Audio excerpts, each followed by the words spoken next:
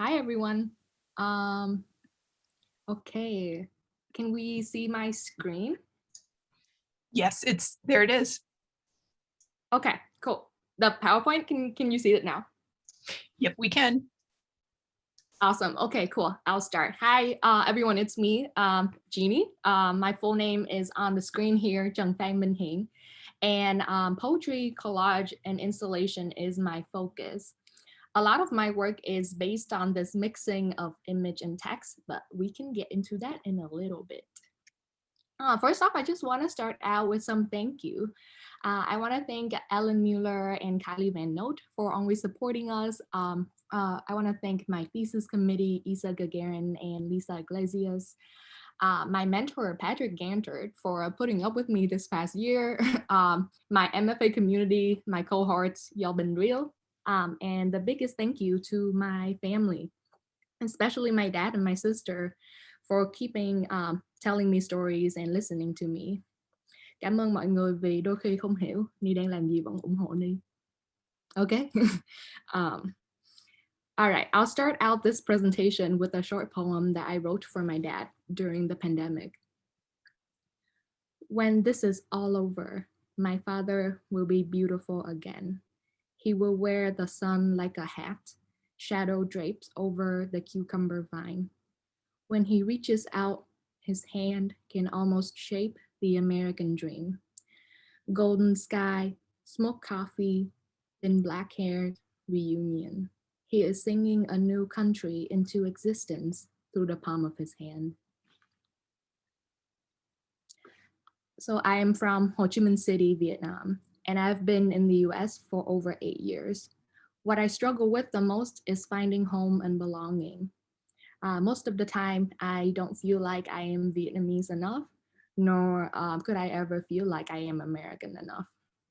Because of this, my artistic practice explore the desire for love and connection through the use of process-driven mark making, archival photograph, and written text. As a migrant, I situate my work within the questions of home and belonging and within the context of the Asian diaspora. As a minority, I believe in the power of vulnerability and the personal. Oftentimes, I think that people of color and their sense of identity is regarded to as the other, comparing to that of white and Western ideals. It is personally for me very empowering to regain my own self-identity back by talking about and emphasizing my personal struggle and my own personal joy through both language and visual. Before talking about my work, I want to mention some of the artists that has inspired me greatly. First up is Ocean Vuong. He is a Vietnamese American poet. His poetry paints beautiful scenes of love and war, and he talks about the Vietnamese refugee in America. And some of his topics are very difficult, but he can create such tender connection with his words. He is one of the first poet and artist that makes me really interested in text as image. Second up is Guangaeji Mutu, who has been a long time inspiration for me. And I always look up to her work and referring back to the collage and sculptural objects that she made. I look at Mutu's work and see so much power in her use of image and material. And I just really admire her continuous effort of talking about race, gender, and the beauty of the Black woman. Lastly, Dohosu is just such a thoughtful and nostalgic artist. He creates a lot of his work by tracing all of his houses. As a migrant artist, Dohosu defined home by looking at interior structure and through every single dent and crack of a space. My favorite work of his is this one on the left here called Rubbing Loving, where he traces his entire New York apartment where he lived for 14 years. And I could only imagine how much love you have for a space to make that happen. And so this is like this genuine love that I really admire from the artist, and it is something that I want to translate in my work as well. So we're going into my first work here.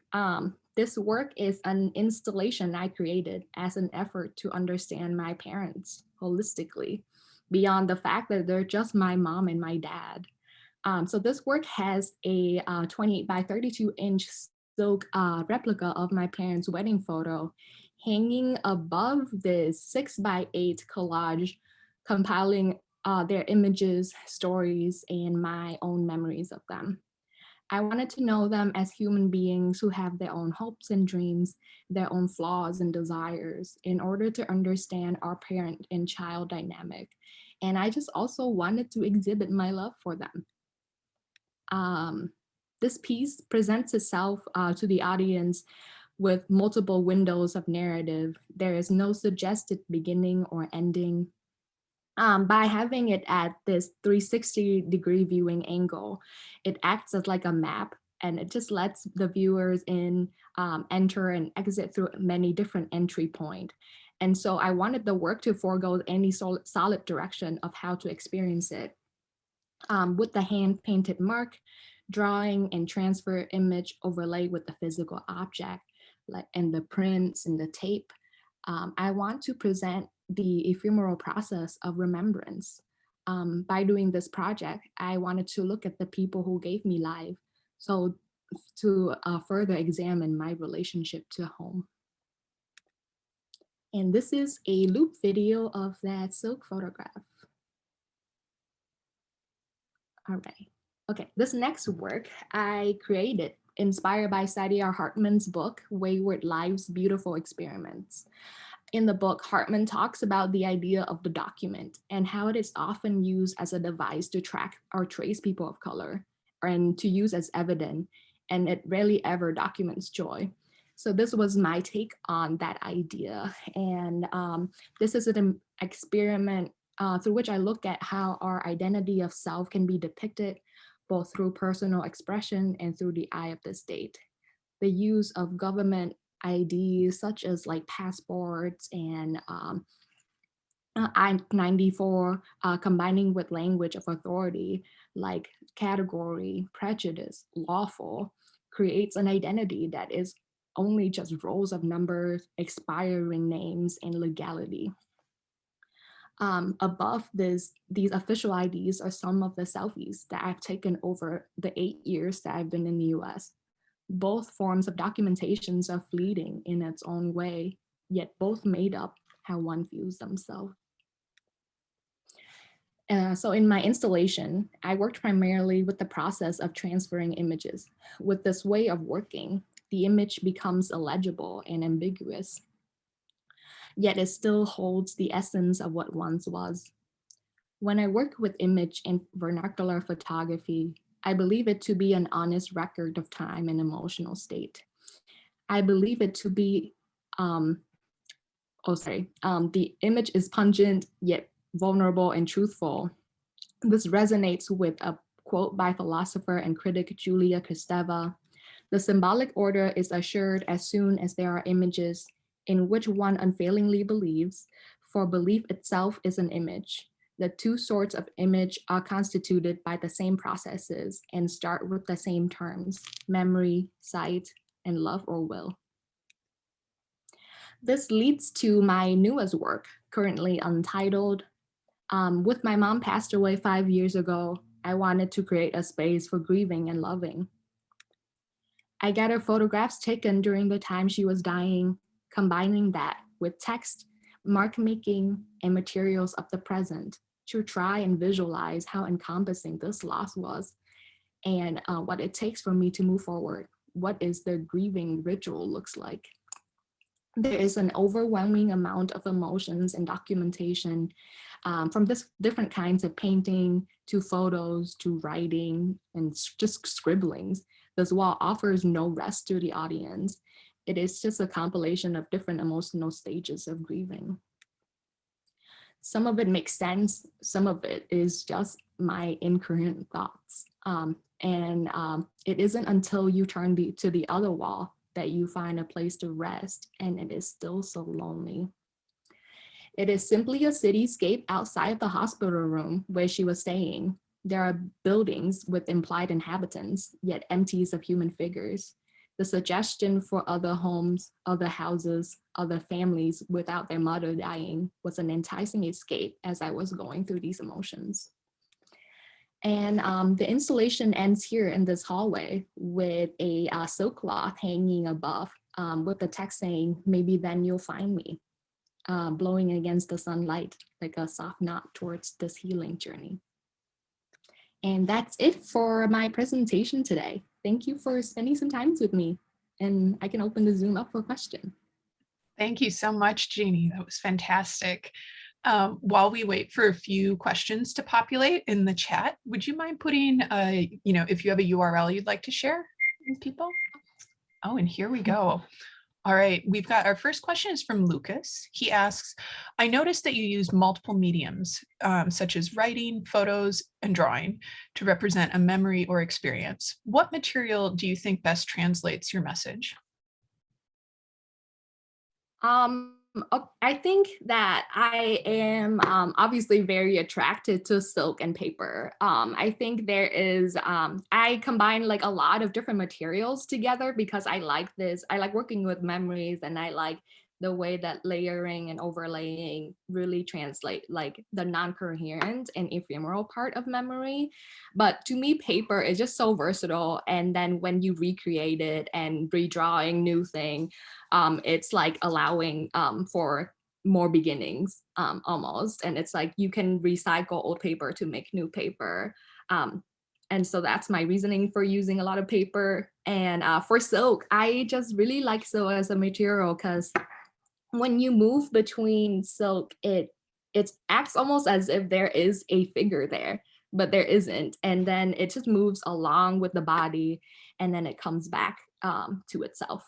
So I think this motion, but also it's flexible, but at the same time, it's just moving with you, and I like that. Nice.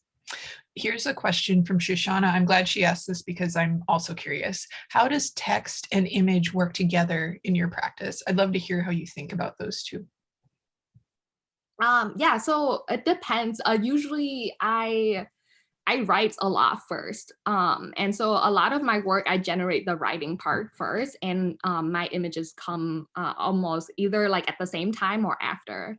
And I get like, I feel like I can't work on one thing for so long. So I like the duality of having both. And so them like having to work on writing and then moving to image and then going back to writing. And so having them blend together in that way works for me. Nice. Excellent. Oh, we've got a lot of questions here. All right. Kaylee asks, how do you explore and express through color in your work? Okay, I have the opposite problem of Kaylee, but I really like I really like colors, and I don't know how, but I honestly usually it's very intuitive. I for my my map piece about my parents, it was mostly dependent on that wedding photograph that I have of them. So a lot of the colors were drawn from that. But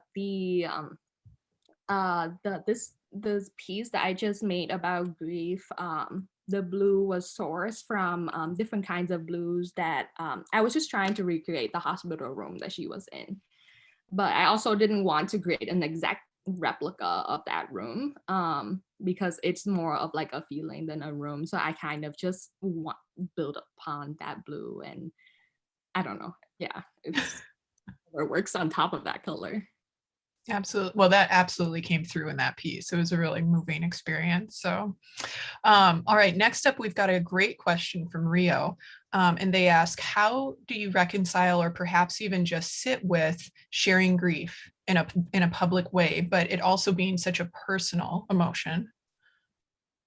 I think that's thank you for that question. I think that's a very it's a very difficult one for sure.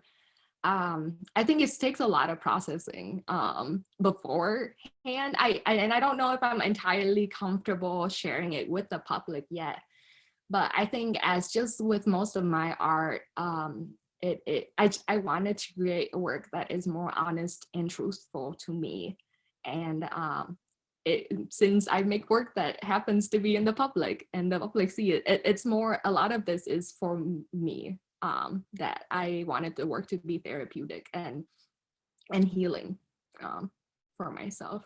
I don't know if that was a good way to answer that question, real. I apologize. Okay, and recognizing time, if anybody needs to take a wellness break, please feel free. But we've got 2 more questions. Would you mind answering them, Jeannie? Is that okay with you? Yeah, I'm fine with that. Okay, cool. We've got Kylie asks, great job, Jeannie. I'm wondering where you see these artworks being showed after grad school. Do you have any plans to show your work in Vietnam, if that's possible? Yeah, I think I haven't considered so far as where I'm gonna be showing work after grad school. But I do want to show work in Vietnam. I've been like looking into different galleries and places to show, and the art world is kind of booming there now, which is nice. So I'm looking into that, but also some of my work is kind of borderlines on very political, and it gets difficult when things like that happen. But yeah, I'm interested in showing in Vietnam. Wonderful. And then Alonzo's got 2. I'm just going to do the first one here. Alonzo asks, one of the things that I notice in this presentation is both the presence and absence of bodies in your work. And perhaps you could talk a bit more about how you are thinking of bodies as placeholders for ideas, memories, also great artists in your presentation. Thank you, Alonzo.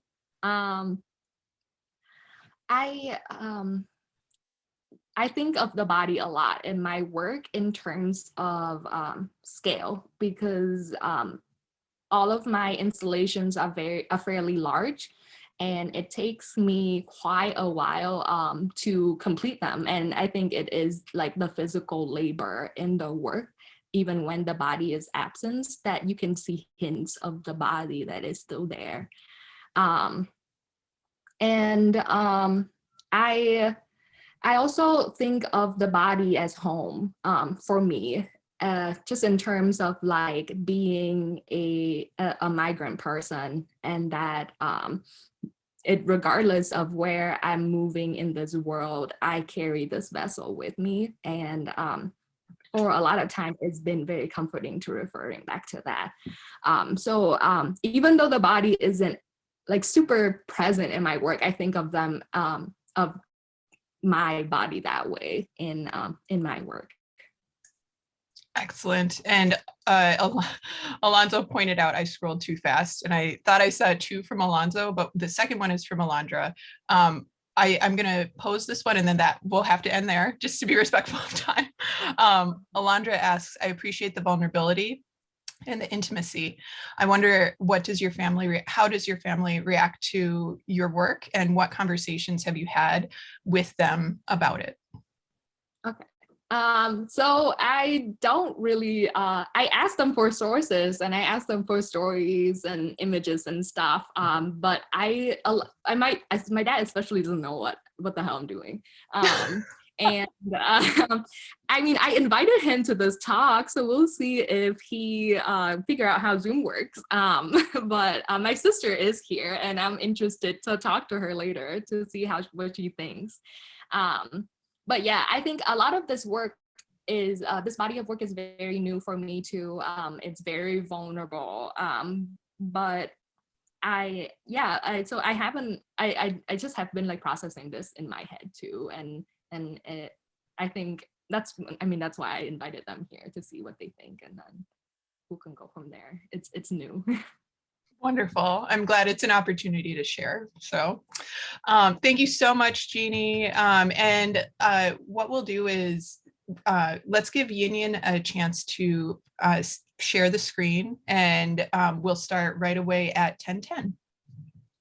So thank you, Jeannie. Everybody, if you want to give Genie a little applause there. Wonderful.